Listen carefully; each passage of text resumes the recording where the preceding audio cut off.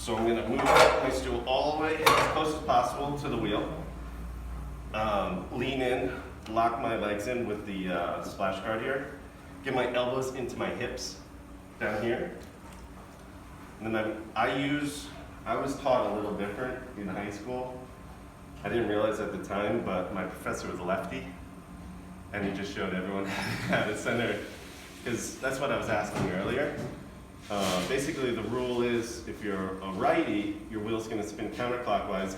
Everything you do is on the right side of your pot.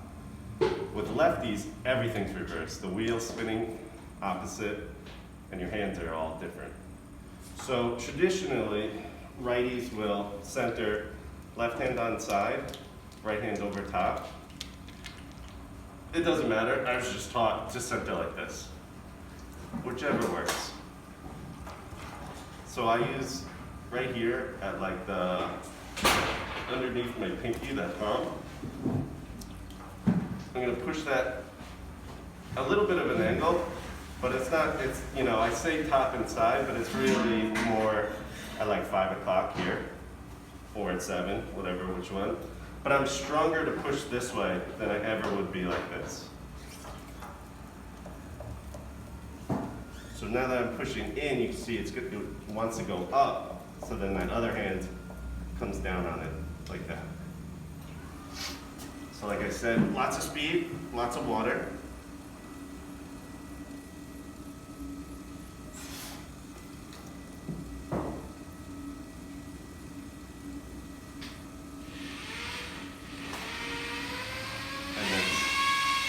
Centered. Now come with practice. With more clay, this is a good amount of clay here. So I'm using, again, just underneath my pinky. Just like throwing the cylinder, I'm gonna center from the bottom all the way at the wheel, the throwing bat. My hands are getting a little scratchy down here. And then I'm gonna slowly raise my side hand up like I'm throwing the wall. That's going to get rid of any twists to make sure that this clay is centered all the way down to the back. Are you putting pressure on your left hand? Yeah, I'm pushing down.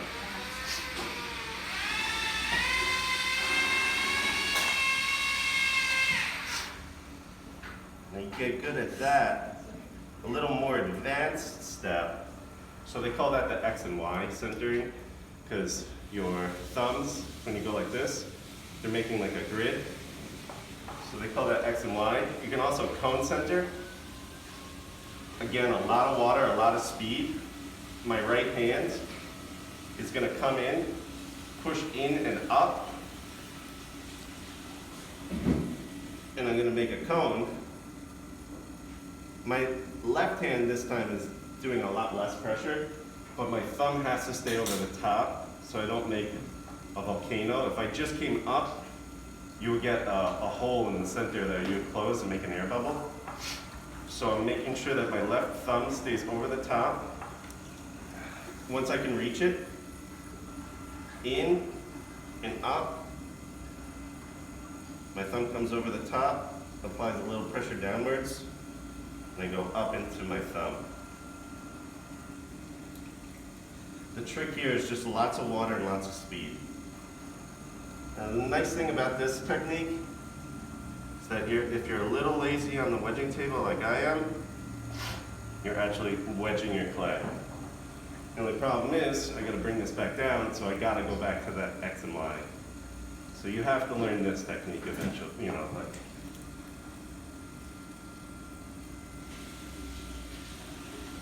And back down. And then go back into that X and Y axis technique. And center all the way down to the back. So only after you completely center your clay, you don't want to just get it good enough, you want to have it centered. Before you do anything else, because you'll have problems later on, and there is no fixing it. Once you open it off-centered, that's that. So just as important as centering it is to open it in the perfect center. So I can have this perfectly centered, and if I'm off a little bit, when I put my thumbs in, it's gonna screw the pot up too. So what I do to check that is I use my thumb.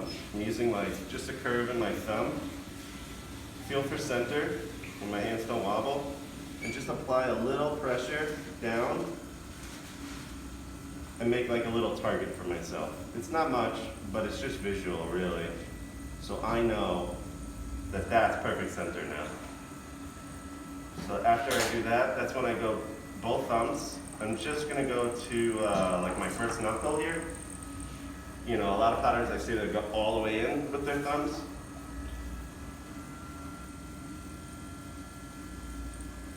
Just like that. Then I switch over and I use my middle finger and my ring. Because when I start throwing, you know, bigger pieces of the clay, the thumbs just aren't gonna cut it anymore. So I switch over here. And you notice I'm going for water every time and my wheel is very fast. I'm still using lots of speed. I wanna make sure that as I go down, whether it's with my thumbs or my fingers, as I go down, I'm doing full rotations before I go down a little further. I don't want to just go straight in, because I'll get like a corkscrew down there. So just notice how slow my fingers are going down and how fast my wheel is. Now once I have my depth, if I'm unsure, I can check it with my pin tool. So that's pretty good. That's pretty much what I'm looking for.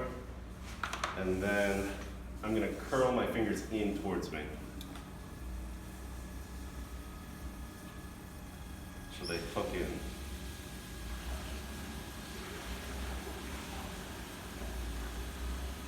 And if you want to see what's going on in there, you can come over and you can check it out. I've hooked my fingers in so that you can see, just like that. I have enough room to get my hands in there. Because now I really want to make sure I take my sponge and I compress the clay. Kim, do you mind? Oh, you're videotaping. Is Juliana around? Do you mind grabbing one of Pamela's pieces from the glaze kiln? There's an S crack in one. They call me out. Yeah. In the glaze house? Yeah. So what I'm doing now is I'm compressing that clay. I'm taking that you know, whatever I just measured, and I'm gonna take it and I'm gonna push it and tighten that clay. All the clay, same amount of clay, just tightened up. And that's gonna help prevent those S cracks. So what I'm doing, you might wanna come over here and check this out. But what I do is I take my sponge, and again, only going from center to right, like everything else. That rule never changes. This little one? Is there an S crack? It's like a small little baby crack. That's not it. There's I a, know you can see from the top end, but if I glazed it, maybe. yeah, it'll heal up. It's just a good example. Yeah. Sorry about that. I just noticed I think it. it's probably up the lower. Oh, okay. Sorry, I don't know. That's okay. So I'm gonna take that clay, I'm gonna push it out to the right, but I'm gonna make sure to bring it back in. So it's the same amount of clay. I don't wanna just keep pushing that clay out to the wall. And you'll see that clay move. You see that bump there? Just like that. And then bring that back in too. So get on the other side of it. And then you see that, how I'm moving that clay. And I wanna do that, you know, whatever, 4 to 6 times. Just get a good compression on this.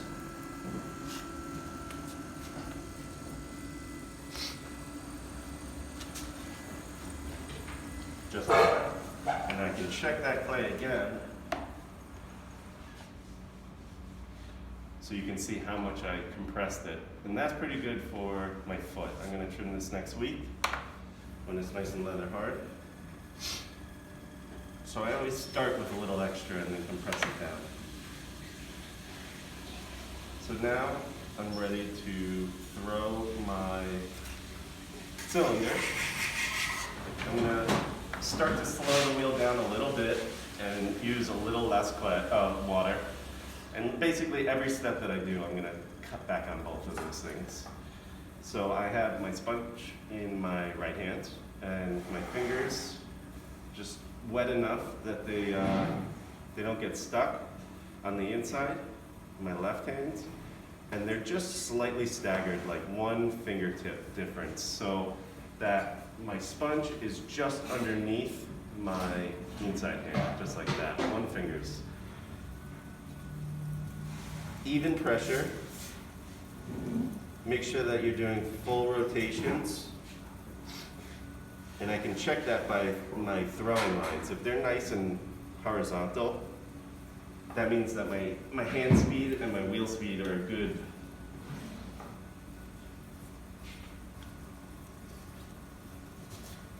Good unison there. So you can see I'm scooping with my outside hand. I'm slightly pushing out with my inside hand. That's what this bump is.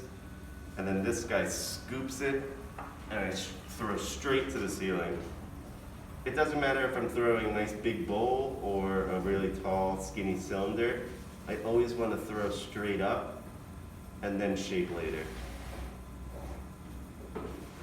Whenever I can reach on the rim here, I'll use a finger, whether it's my index finger or my thumb, whatever you feel comfortable with, and just lay it flat on top. That's going to keep this compressed and even with the play ball. So I have a lot of clay down here. I'm going to scoop that in like that, and then throw it straight up.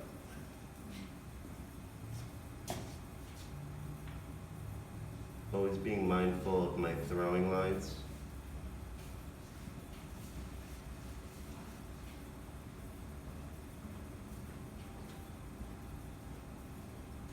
You can also, there's another technique, just like that cone centering, you can cone the cylinder too. So,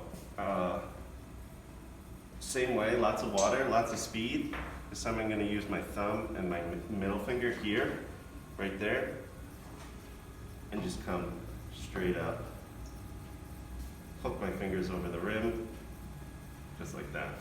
So if your rim is ever starting to get a little too wide for you, this keeps it in check nice.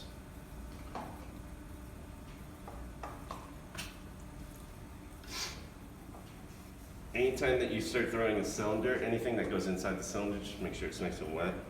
So I wet my forearm.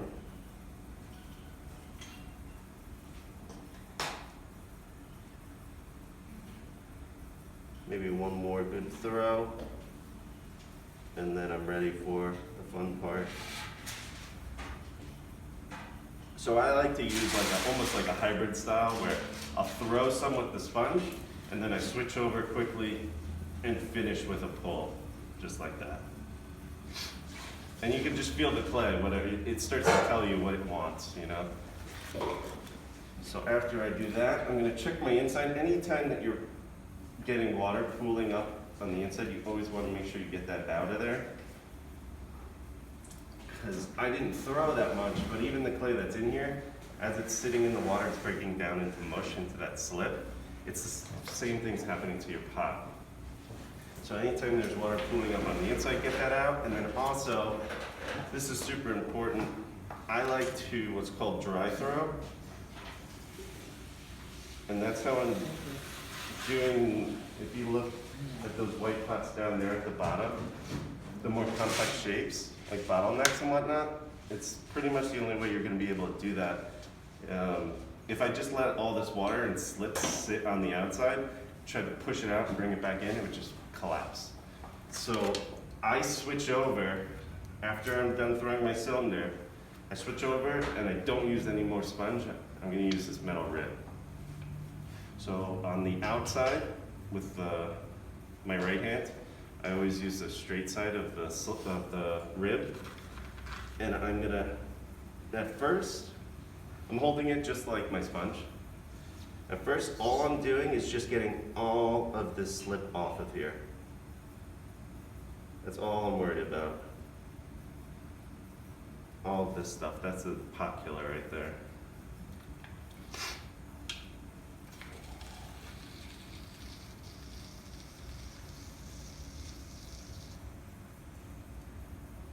And after I do that, now I can start to give this a nice curve. So I spread my fingers out and just curve it, hold that curve, and I'm gonna push into the rib.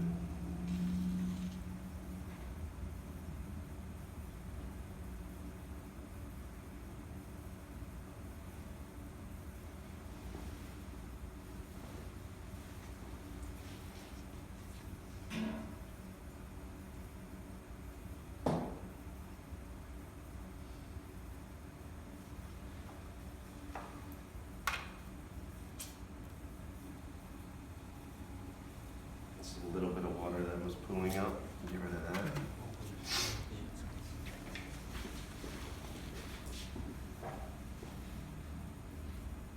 You know, this is the part that you're gonna take some time. Don't push it out too fast.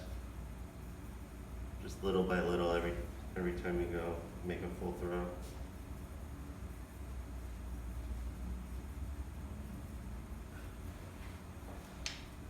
Are you actually pulling it, or are you just trying to shape it, get the slip off? I'm not getting any higher. I'm actually gonna probably get shorter as I push this out. It's gonna get shorter. I'm not going for height anymore. I'm just Right, pushing it okay. out for shape. Yeah.